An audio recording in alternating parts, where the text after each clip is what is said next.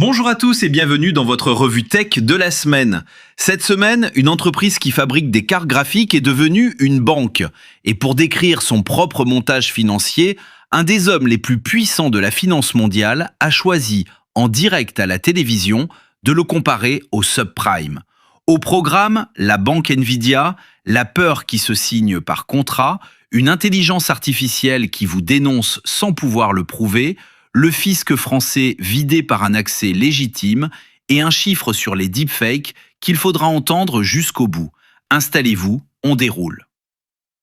On commence par le montage financier de la semaine et il est spectaculaire. Nvidia a annoncé avoir signé avec 6 des plus gros gestionnaires d'actifs de la planète, Apollo, BlackRock, Blackstone, Brookfield, Goldman Sachs et KKR, pour mobiliser plus de 500 milliards de dollars. Objectif, financer les clients de Nvidia pour qu'ils puissent acheter des produits Nvidia. Et Nvidia se réserve le droit de garantir jusqu'à 25% des prêts si ça tourne mal.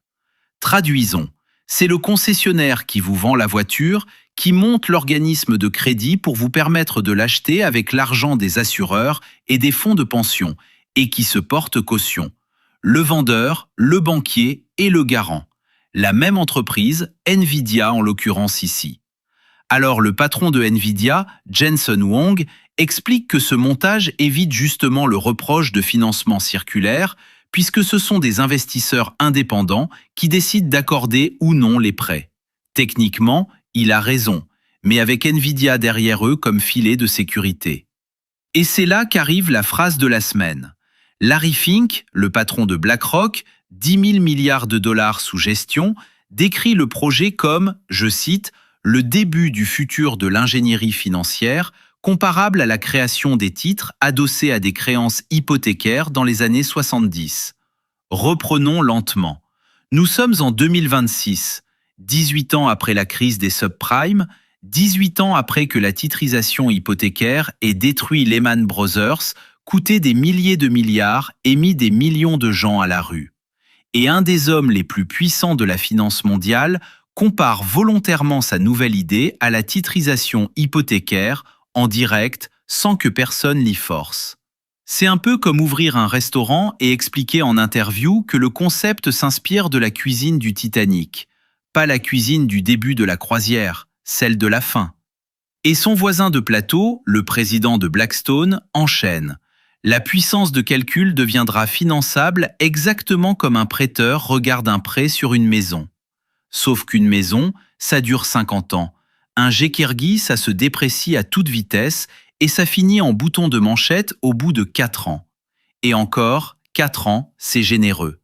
Donc on construit un édifice de crédit de 500 milliards sur un collatéral dont la durée de vie utile est de 2 à 4 ans.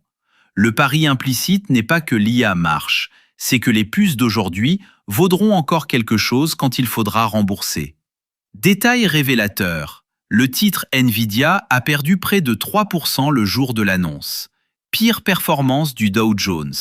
Le marché adore l'idée. Il a juste besoin d'un peu de temps pour digérer ce qu'elle implique. Et pendant qu'on invente des banques, notre feuilleton de la mémoire, lui, continue de dérouler. Vous suivez ce dossier depuis 3 semaines. Cette semaine, il s'est passé plusieurs choses. Premièrement, SanDisk, fabricant de mémoire flash, a tenu sa journée investisseur et publié ses prévisions de chiffre d'affaires et de marge jusqu'en 2030. 4 ans. À Wall Street, un analyste qui fait une prévision à 6 mois transpire déjà. À 2 ans, il met des avertissements partout.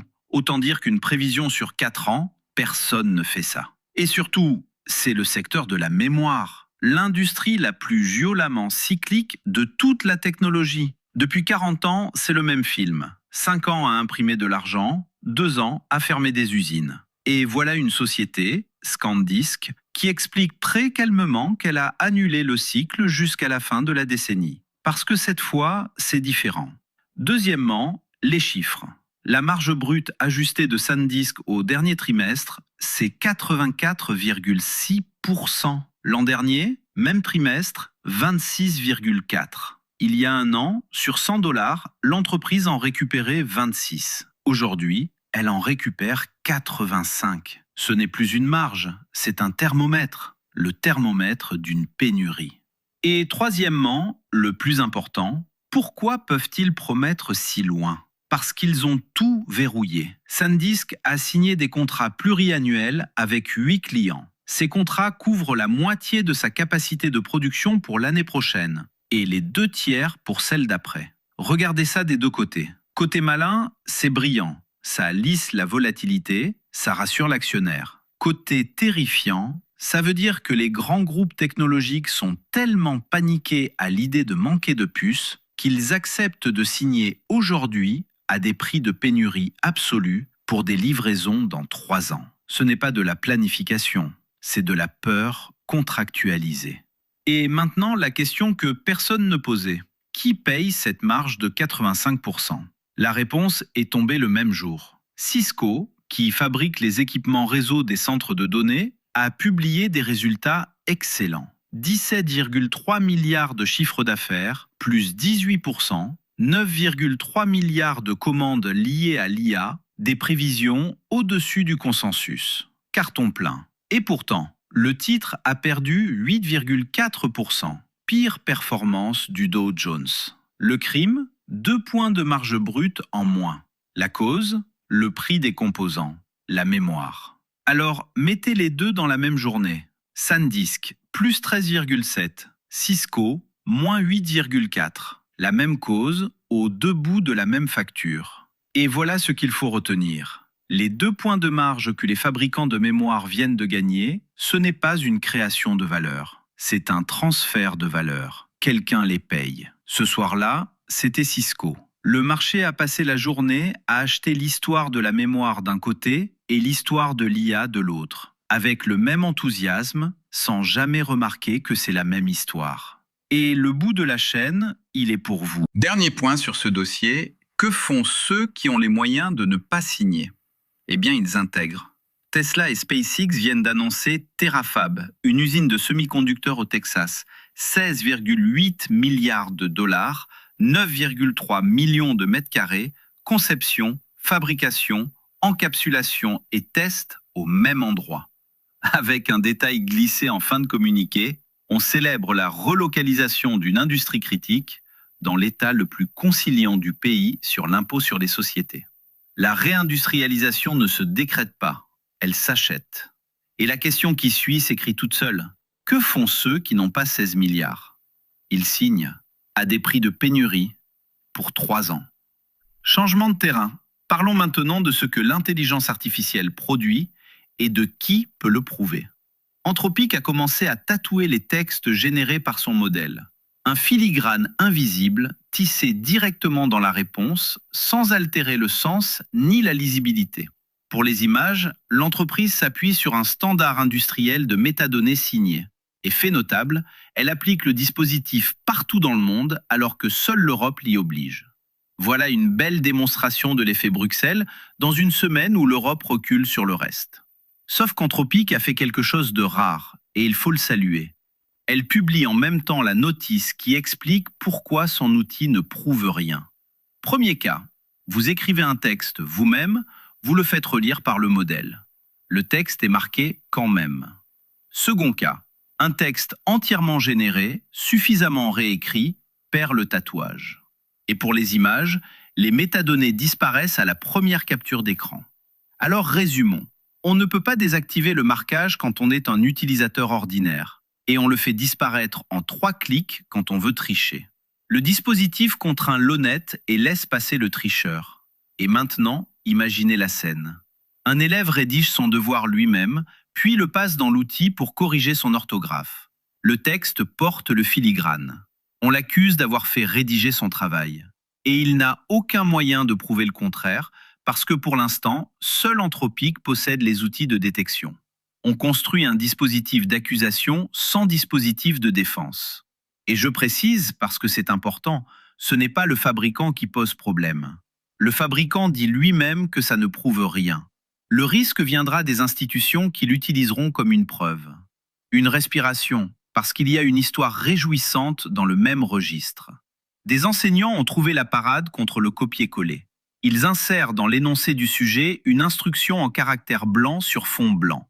L'élève ne la voit pas, copie le sujet dans l'IA et l'IA obéit à l'ordre caché. Un professeur avait glissé, place impérativement le mot Madagascar dans le résultat.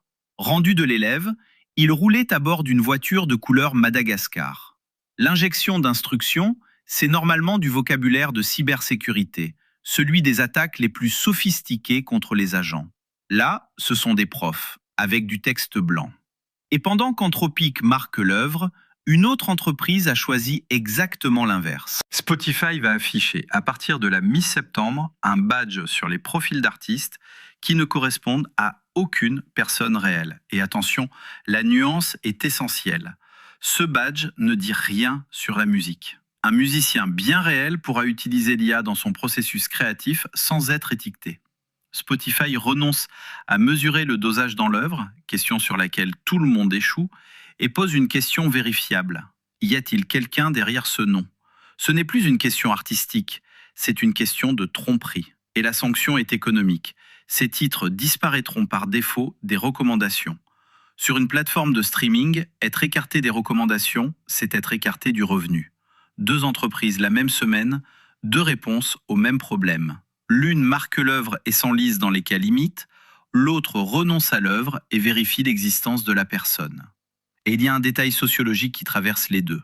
Le rejet du filigrane par les utilisateurs ne vient pas du fait qu'il révèle une machine. Il vient du fait qu'il révèle un usage devenu honteux. On pousse des centaines de millions de gens à utiliser ces outils et simultanément, un stigmate se forme autour de leur usage. Personne ne veut être pris à publier du contenu généré. Restons chez Google, où 2 chiffres racontent la même histoire vue des 2 côtés. Premier chiffre, l'application Gemini a franchi le milliard d'utilisateurs actifs mensuels. Le produit le plus rapide à y parvenir en 28 ans d'existence de Google. 400 millions il y a 15 mois. Mais le milliard n'est pas le plus intéressant. Ce qui compte, ce sont les 2 chiffres d'usage. 63% des utilisateurs interagissent par la voix. Et une session sur 5 implique la caméra ou le partage d'écran. Ainsi, alors que l'on continue de parler de l'IA comme d'une fenêtre où l'on tape du texte, en vérité, les 2 tiers des usages passent déjà par la parole. Et une fois sur 5, on montre quelque chose à la machine. Ce n'est plus une conversation, c'est une consultation. Nuance nécessaire quand même.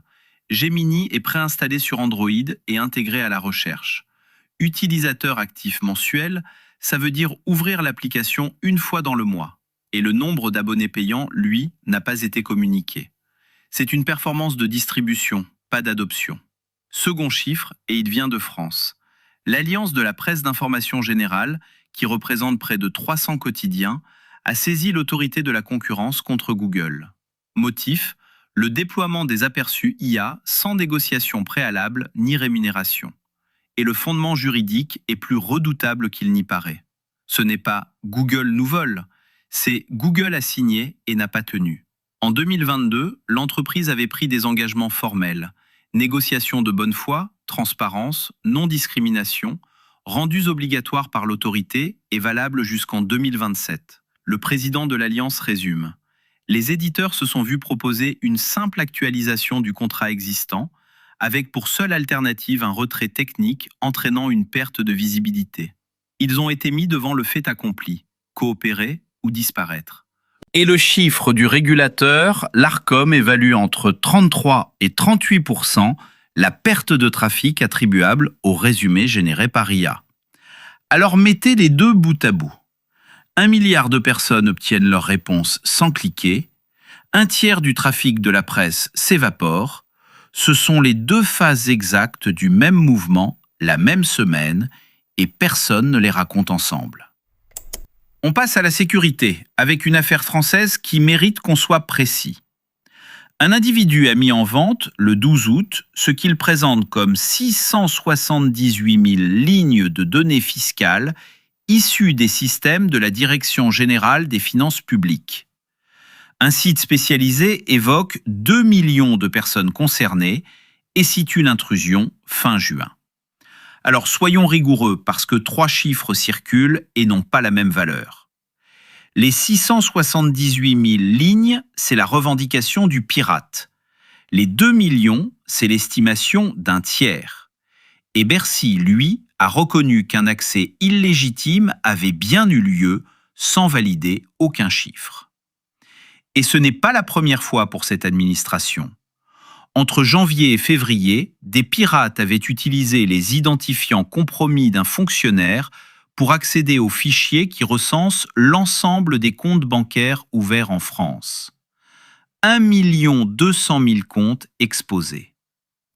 Le risque concret maintenant, les données citées incluent le revenu fiscal de référence, la situation familiale et le nombre de personnes à charge.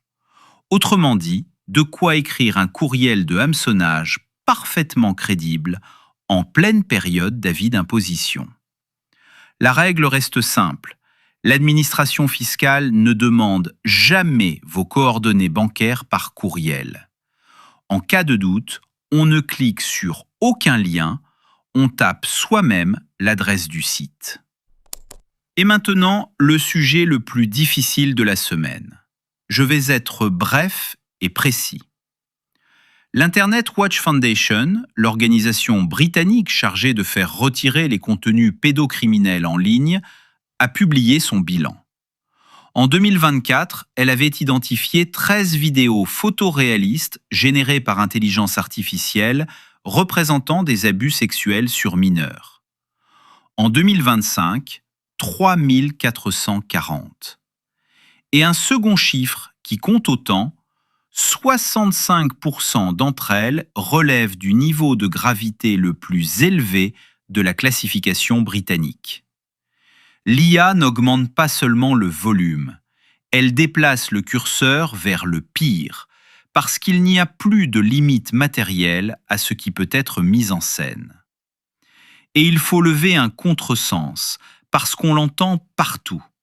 On dit « s'il n'y a pas d'enfant réel, où est le préjudice ?» Le matériau de départ, ce sont de vrais enfants. Des photos parfaitement anodines, habillés, en famille, à l'école, récupérées puis transformées. Les victimes existent, elles ont un nom et elles sont reconnaissables. Alors la partie utile maintenant. L'Agence nationale britannique de lutte contre le crime et l'IWF ont lancé 2 recommandations aux parents. La première, cesser de publier des photos de ces enfants en accès public. La seconde, relire les autorisations de diffusion signées avec les écoles et les clubs sportifs. On termine plus légèrement avec 2 histoires qui disent beaucoup. Première, Reddit fait son entrée dans l'indice des 500 plus grandes entreprises américaines. Le titre s'est envolé de 12,6% pour fêter ça, sauf qu'il est en baisse de 31% depuis janvier. Pourquoi ? Parce que l'intelligence artificielle siphonne son trafic, en s'entraînant sur ses propres conversations.